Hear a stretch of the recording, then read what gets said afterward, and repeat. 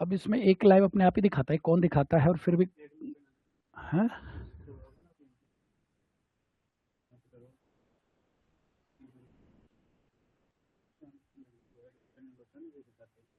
तो फिर भी सेव नहीं होती है। अच्छा, मैं खुश हो जाता हूँ कि सेव हो गई, परसों दिन ऐसे खुशी में रह गया, फिर वो क्लास सेव ही नहीं हुई। अब लगा लो आपकी। नमस्कार सभी को, बैठ जाओ, देखो क्लास। और क्लास जो लोकतंत्र मैंने पढ़ा दिया था, बस इस लोकतंत्र के बारे में एक बात बताऊंगा कि जैसे लोकतंत्र एक आदर्श शासन प्रणाली मानी जाती है राष्ट्रों के लिए, तो जहां निरंकुश शासक रहे वहां भी लोकतंत्र की स्थापना के लिए क्या किया, क्रांतियां हुई। जैसे आपने सुना होगा अरब स्प्रिंग वगैरह। तो किस देश में लोकतंत्र की स्थापना के लिए कौन कौन सी क्रांतियां हुई, वो बातें मैं आपको बताऊंगा, ठीक है ना। तो लोकतंत्र की स्थापना के लिए क्या क्या क्रांतियां हुई, उनका आज एक फ्लो चार्ट मैं आपको बता रहा हूं। इस फ्लो चार्ट में एक आधा क्वेश्चन आपके जरूर मिलेगा, ठीक है ना। तो आराम से सुनिए, तसल्ली से बैठ के, कोई लिखना नहीं है, कोई कुछ नहीं है। फ्लो चार्ट के माध्यम से एक बार मैं आपको दिखाऊंगा, ये आपके एग्जाम की दृष्टि से महत्वपूर्ण होगा।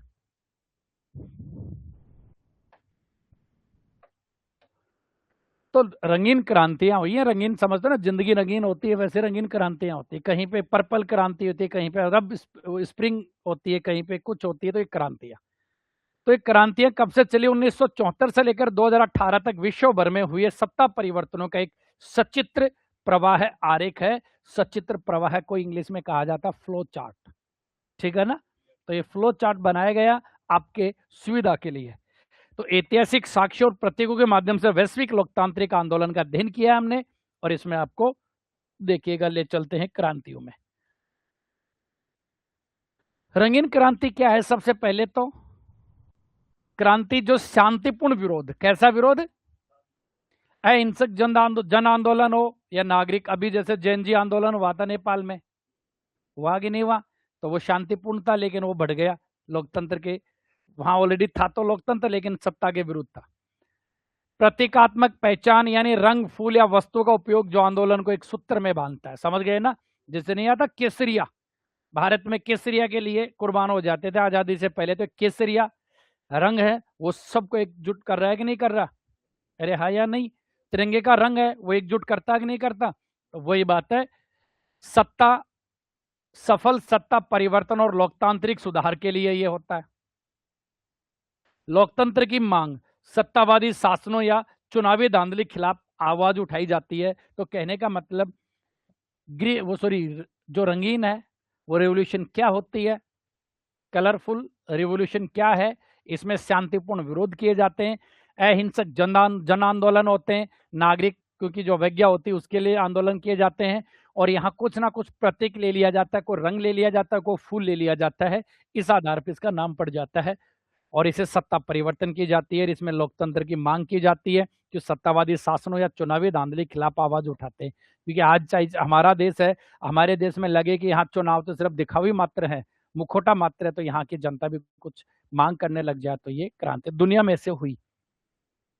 अब ये सबसे खास है, लोकतंत्र का प्रवाह है जो परीक्षा की दृष्टि से बहुत महत्वपूर्ण है, कि लोकतंत्र का प्रवाह है 1974 से लेकर 2018 तक 4 दशकों में 18 देशों में अहिंसक आंदोलनों का एक समग्र दृश्य बता रहा हूं, जो लोकतंत्र की स्थापना के लिए 1974 में सबसे पहले कहां होता है लोकतंत्र के लिए क्रांति, फिर 1986 में फिलीपींस में होती है, 1986 में चेकोस्लाविया में होती है, 89 में भी चेकोस्लाविया में होती है, 2000 में युगोस्लाविया में, 2003 में जॉर्जिया, 4-5 में यूक्रेन में, 5 में कजाकिस्तान में, इराक में, लेबनान में, कुवैत में, बेलारूस में, म्यांमार में, मोल्दोवा में, ईरान, ट्यूनीशिया, मिस्र, मैसिडोनिया, आर्मेनिया।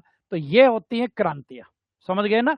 इन देशों में जो क्रांति हुई लोकतंत्र की स्थापना के लिए, उन क्रांतियों का नाम क्या था वो अगले चार्ट में आपको बताऊंगा। तो ये दिखा रहे हैं कि इसमें कैसे कैसे लोकतंत्र की स्थापना के लिए देशों में क्रांतियां होती हैं।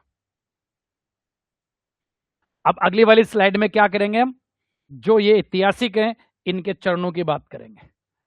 पहला चरण, लोकतंत्र की स्थापना के लिए, लहर के लिए क्या आरंभिक चरण हुआ, शीत युद्ध का अंत होता है कानून में होता है, लेकिन शीत युद्ध का जब शिथिल हुआ तो कुछ देश पहले साम्यवादी थे, वो साम्यवादी गुट से अलग हुए और उनमें लोकतंत्र की स्थापना हुई।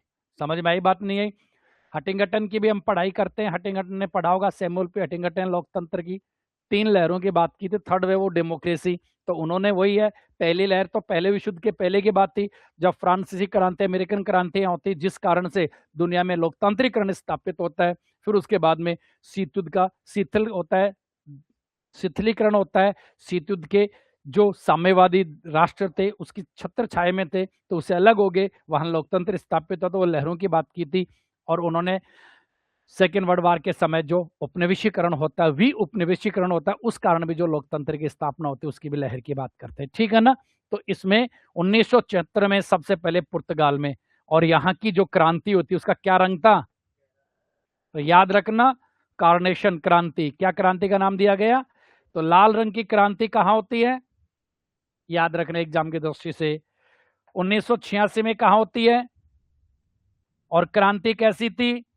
पीली या पीत क्रांति। तो पीत क्रांति लोकतंत्र की स्थापना के लिए किस देश में हुई? याद रखने, एक तरफ देश का नाम दे देते हैं, एक तरफ क्रांति का कलर दे देंगे और सुमेलित करवा लेंगे किस देश में कैसी कैसी क्रांति होती है। 1989 करवाया हुआ ना एग्जाम में, तो बस तो नेट वगैरह सबके लिए है। 1989 चेकोस्लोवाकिया में जो क्रांति होती है उसको कौन सी क्रांति कही? मखमली, वेलवेट। राजस्थानी गाना ना वेलवेट का, शाबाश, गाने तो सारे सुनते। तो वेलवेट क्रांति, मखमली क्रांति कहाँ होती है? चेकोस्लोवाकिया में होती है।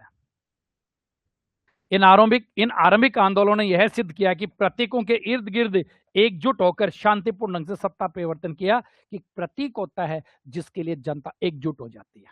समझ गए? ठीक है। दूसरा चरण हुआ सोवियत संघ की विघटन के बाद, 2000 से 2005 के बीच में जो सोवियत संघ के जुड़े हुए राष्ट्र हुआ करते थे उन देशों में क्रांतियां होती है। ठीक है ना? अब उसमें जैसे 2000 में कहा होती है? युगोस्लाविया में। और यहां जो क्रांति होती है उस क्रांति को क्या नाम दिया गया? बुलडोजर क्रांति। आजकल हमारे देश में बुलडोजर बाबा के नाम से जाने जाते हैं। बुलडोजर होता है कि नहीं होता? तो बुलडोजर क्रांति कहां होती है? युगोस्लाविया में होती है 2000 में। 2003 में कहा हुई? जॉर्जिया में। कैसी क्रांति थी? गुलाबी क्रांति, रोज रिवोल्यूशन। कहां होती है? जॉर्जिया में होती है, लोकतंत्र की स्थापना के लिए। यूक्रेन में कौन सी होती है? ऑरेंज क्रांति होती है, जो लोकतंत्र की स्थापना के लिए 2004-5 में होती है। तो लोकतंत्र की स्थापना की जाती है। और यहाँ नारंगी क्रांति होती है। ये चुनावी धांधली के विरोध में उभरे थे आंदोलन, समझे ना? और यूरोप में लोकतंत्र की लहर का जन्म हुआ था। चुनाव में धांधली होती है ना, धांधली तो जैसे आरोप तो हमारे देश में भी लगते हैं, बिहार के चुनाव में धांधली का आरोप लगता है। तो इनके लिए जो लोकतंत्र के लिए जनता ने आंदोलन किए वो इसके फ्लो चार्ट में बताए गए। तीसरे चरण में 2005 में वैश्विक विस्तार का वर्ष है ये, क्योंकि विश्व में बहुत ज्यादा विस्तार हुआ लोकतंत्र के लिए। और 2005 के समय कहां कहां होता है याद रखना। इराक में कौन सी क्रांति हुई? बैंगनी क्रांति, पर्पल रिवॉल्यूशन। लोकतंत्र की स्थापना के लिए 2005 में पर्पल रिवॉल्यूशन होती है। कजाकिस्तान में ट्यूलिप क्रांति, ट्यूलिप के फूल भी देखते होंगे ना, तो ट्यूलिप क्रांति कहाँ होती है? कजाकिस्तान में होती है। लेबनान में कौन सी? सेडारियन देवदर, देवदर क्रांति होती है। कुवैत में नीली ब्लू क्रांति होती है। एक ही वर्ष में मध्य पूर्व से लेकर मध्य एशिया तक लोकतंत्र की मांग का अप्रत्याशित फैलाव हुआ। तो लोकतंत्र का लिए खुशी का था कि एक इस वर्ष में मध्य यानी मिडिल ईस्ट, जैसे आज भी अमेरिका ने ईरान पे हमला किया, इजराइल ने, अमेरिका ने, तो अमेरिका भी यही कहता आया कि यहाँ सत्ता परिवर्तन करेंगे, लोकतंत्र की स्थापना करेंगे, नागरिकों को अधिकार मिलेंगे। तो ये क्रांतियां हुई। चौथे चरण में पूर्वी यूरोप में और एशिया में हलचल हुई 2006 से 9 तक। 2006 में पूरी यूरोप यानी बेलारूस में होती है, जिस क्रांति का नाम क्या था? जिन्स क्रांति था। जिन्स क्रांति के माध्यम से कहां लोकतंत्र स्थापित होता? बेलारूस में। 2007 में म्यांमार में होता है केसरिया क्रांति। कौन सी क्रांति होती है? केसरिया क्रांति होती है। सैफ्रॉन रिवॉल्यूशन होती है, जिसके द्वारा म्यांमार में 2007 में क्या स्थापित होता है? लोकतंत्र स्थापित होता है। 2009 में मोल्दोवा जो क्रांति कौन सी होती है? ग्रेप यानी अंगूर क्रांति होती है, जिसके माध्यम से लोकतंत्र की स्थापना होती है। पश्चिमी वस्त्र जींस से लेकर स्थानीय कृषि प्रतीकों तक आंदोलन सांस्कृतिक प्रतीक को अपना हथियार बनाए। कहने का मतलब जींस पहनते ना कपड़े, उससे लेकर कृषि भाई सेफ्रोन केसरिया है, अंगूर है, ये खेती, ये वो हो गए ना, फल फ्रूट हो गए कि नहीं हो गए, ये भी एक जनता को एकजुट कर पाने में सफल हुए और इस कारण से इनका नाम ये पड़ा। ठीक है ना। पांचवा चरण जो अरब स्प्रिंग बोला जाता है, अरब बसंत बोला जाता है, और मध्य पूर्व में क्या होता है, लोकतंत्र का स्थापना के लिए जागृति आती जनता में। 2009-10 में शुरुआत कहां से होती है, ईरान से, जहां पे कौन सी क्रांति होती है, ग्रीन रिवॉल्यूशन होती है। तो ईरान में लोकतंत्र की स्थापना के लिए ग्रीन रिवॉल्यूशन होती है। 2010-11 में ट्यूनीशिया में पहुंचती है, ट्यूनीशिया में क्या, जैस्मिन, चमेली क्रांति होती है। और मिस्र में जाती है, कमल, लोटस रिवॉल्यूशन मिस्र में लोकतंत्र की स्थापना के लिए होती है। ये क्रांतियां व्यापक अरब स्प्रिंग का हिस्सा बनी, जहां स्थानीय फूलों को राष्ट्रीय पुनर्जागरण के रूप में प्रदर्शित किया गया। एग्जाम में यह भी पूछा जाता है, अरब स्प्रिंग किस देश से प्रारंभ होती है और कहां तक ये गई। ठीक है ना। तो अरब स्प्रिंग में ये भी याद रख लेना किस किस देश में ये अरब रेवोल्यूशन होती है। छठवां चरण आधुनिक अनुगूंज होती है, वर्तमान यानी 2000, कोविड से पहले तक की बात बता रहे हैं। 2016 में मेसिडोनिया में कलरफुल रिवॉल्यूशन हुई, रंगीन क्रांति हुई।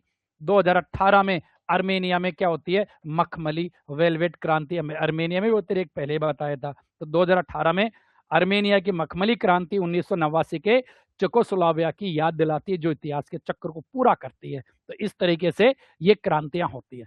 भौगोलिक विस्तार की बात करें तो देखो, फूलों के माध्यम से ये जींस क्रांति हुई थी, समझ गए ना, ये फूल हो गया। तो मध्य पूर्व उत्तरी अफ्रीका में अरब बसंत का प्रभाव देखने को मिला। एशियाई राष्ट्र म्यांमार, फिलीपींस में भी, पूरी यूरोप और सोवियत संघ के, जो सोवियत संघ के साम्यवादी विघटन के कारण जो देश अलग होते हैं, उनमें लोकतंत्र की स्थापना के लिए क्रांतियां की जाती हैं।